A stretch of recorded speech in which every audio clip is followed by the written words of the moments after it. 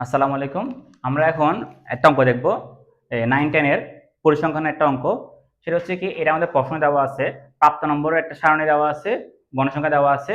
বলছে কি যে সংক্ষিপ্ত পদ্ধতিতে গড় নির্ণয় করো। সংক্ষিপ্ত পদ্ধতিতে গড়, আমরা সূত্র কি জানি? a plus summation of fi ui divide by n into h, এটা সূত্র। এখন এই সূত্র করতে গেলে আমাদের কি আঁকতে হবে? একটা সারণী আঁকতে হবে। কি আঁকতে হবে? একটা সারণী, যেটাকে বলা হয় গণসংখ্যা নিবেশন সারণী আঁকতে হবে। ঠিক আছে, তাহলে আমরা একটা সারণী তৈরি করব। গণসংখ্যা নিবেশন সারণী আমরা নিচে তৈরি করলাম। একটা খেয়াল করো কি কি লাগবে। প্রথমত লাগবে প্রাপ্ত নম্বর একটা সারণী লাগবে, তারপর একটা গণসংখ্যা সারণী লাগবে, আর এক্সট্রা লাগবে কি মধ্যবিন্দু, আটে কি লাগবে গণসংখ্যা বিচ্যুতি সংখ্যা, আটে লাগবে কি fi গুণ ui। এখন আসো আমরা যদি প্রাপ্ত নম্বরটা লিখে ফেলি, গণসংখ্যা লিখে ফেললাম, মধ্যবিন্দু বের নিয়ম কি? প্রথম সংখ্যা এবং শেষ সংখ্যা যোগ করে 2 দিয়ে ভাগ। কি বলছি? প্রথম সংখ্যা এবং শেষ সংখ্যা যোগ করে 2 দিয়ে ভাগ। তাহলে 41 যোগ 50 2 দিয়ে ভাগ করলে 45.5। ঠিক এভাবে আমি কি করি, 51 প্লাস 60 করি, 2 দিয়ে ভাগ করলে কত আসবে? 55.5। 61 প্লাস 70 করলে 2 দিয়ে ভাগ করলে কত আসবে? 65.5। এভাবে করে আমরা ভাগের বের করতে পারবো 75.5, 85.5, 95.5। এখন আসো বিচ্যুতি সংখ্যা, এটা বের করতে হলে আমাকে আগে বের করতে হবে কি এটা কি জিনিস? একে বলা হয় অনুমিত গড় বা আনুমানিক গড়। ঠিক আছে, এই অনুমিত গড় বা আনুমানিক গড় বের করার নিয়ম হচ্ছে কি, যে শ্রেণীতে গণসংখ্যা বেশি, যে শ্রেণীতে গণসংখ্যা বেশি বা বড়, ঠিক আছে, ওই শ্রেণী বরাবর মধ্যবিন্দুকে বলা হয় তার মানে আমাদের এটা হচ্ছে আমাদের অবশ্যই এটাকে ইন্ডিকেট করে দেখাতে হবে যে এটা ঠিক আছে। বেশিকে 18, 18 বড় মধ্যবিন্দুকে 65.5, তাহলে ও হচ্ছে ঠিক এরো চিহ্ন দিয়ে দেখাতে হবে যে তার মান কত? 0। ঠিক আছে, এটা তোমার টেকনিক বলতেছি, মাথায় রাখবা। 0 হলে উপরে গেলে -1 -2, নিচে গেলে +1 +2। ঠিক আছে, তাহলে এটা কত হবে? -1, এটা কত? -2, এটা কত? +1, এটা কত? +2। যদিও বা এটা বের করার সূত্রটা কি? ui সমান xi minus a divide by h। xi মানে মধ্যবিন্দু, a মানে অনুমিত গড় বা আনুমানিক গড়, এটা হচ্ছে শ্রেণীব্যাপ্তি। এখন খেয়াল করো, xi-টাকে বলা হচ্ছে মধ্যবিন্দু, তাহলে একটা শ্রেণীর মধ্যবিন্দু 45.5 নিলাম, মাইনাস a কত? 65.5 তাও নিলাম, ডিভাইড বাই h কত বলো তো? এখানে 4150, h কত? 10। কত আসে বলে এখান থেকে? -20 ভাগ 10 কত আসবে জানো? -2।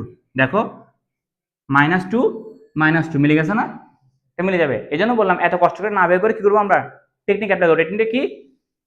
যে তার মান 0, ইউ এর মান কত? 0। আর ইউ যদি 0 হয় উপরে গেলে -1 -2 -3, আর নিচে গেলে কি +1 +2 +3।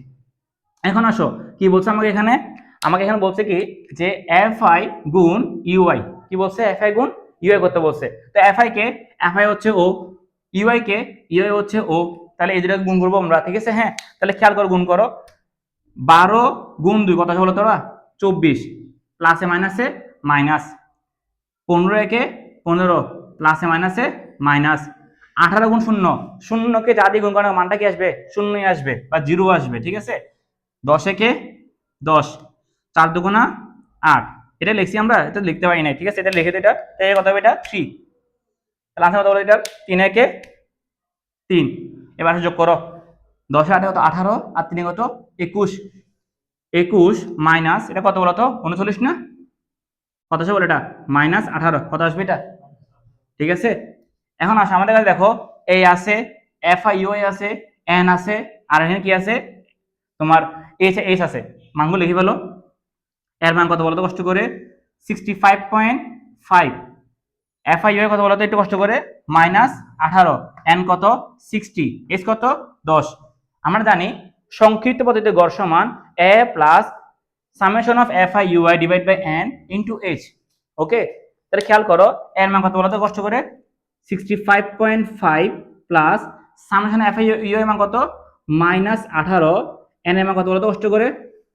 60, আর h এর মান 10। ঠিক আছে, এখন আসো আমরা যে মানটা দেখো, দেখো একটু খেয়াল করো, 10 কে আমরা যদি কাটাই করি, দেখো 10 কে আমরা যদি কাটি কত আসবে? 6, 6 কাটলে 3, -3 না?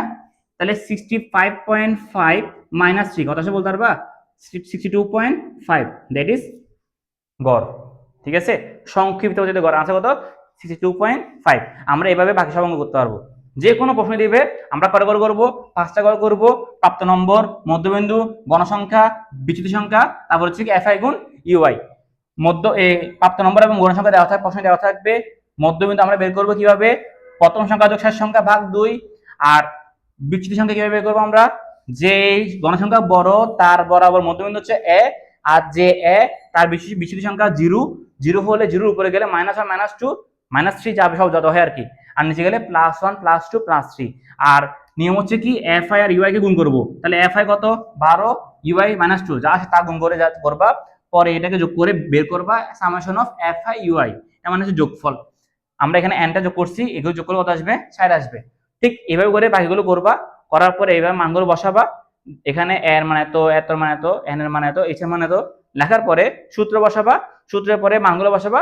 বাকিটা কিসের কাজ, ক্যালকুলেশন বা ক্যালকুলেটরের কাজ। ঠিক আছে, ক্যালকুলেশন পারলে মুখে করবা, আর না হলে কিছু করবা ক্যালকুলেটরে করা ট্রাই করবা, আনসার মিলে যাবে। ঠিক আছে, বা বের হয়ে যাবে। ওকে, ডান।